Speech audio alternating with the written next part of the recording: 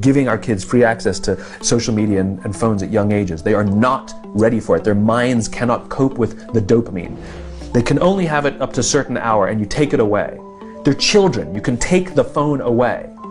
We've got to intervene as parents. But as companies, we now have to deal with the influx of kids that are coming into our companies with addiction. Watch, I see it all the time. Walk through any office. You'll see the older employees have their phones on the sides of their computers as they're working. You'll see the youngest employees have their phones face up in front of their keyboards between their arms as they're working. And this is how they work.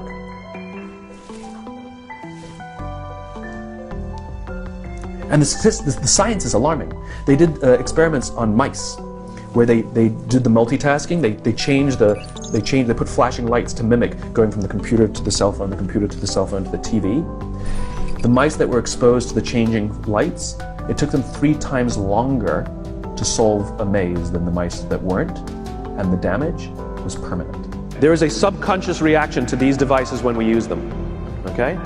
What if I were to hold my phone while I'm talking to you? I'm not checking it, it's not buzzing, it's not beeping, I'm nothing, I'm just holding it. Do you feel at this moment that you are the most important thing to me right now?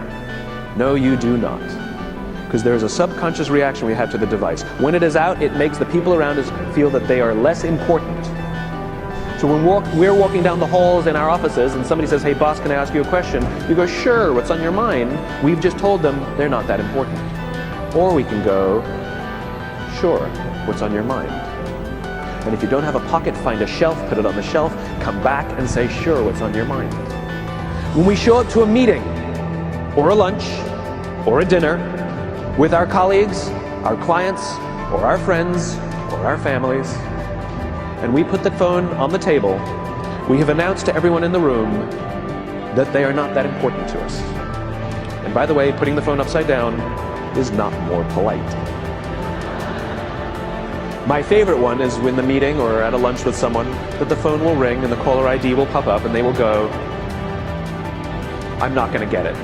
Oh, so magnanimous. Oh, lucky to eat with you today. Or they could just put the damn thing away. You can tell how addicted we are. When somebody pulls out their phone when you're with them, how uncomfortable does that make us feel? You're walking down the street with someone, they pull their phone out. We feel stupid, so what do? We pull our phones out. We're so addicted. Somebody goes to the bathroom when we're at dinner, and what do we have to sit there by ourselves? God forbid we should look around the room for 5 minutes. We pull our phones out. Meetings, awful. What do we do when a meeting happens, right? Everybody's sitting waiting for the meeting to start. But Bob's running a few minutes late. Bob's here? Okay, start the meeting.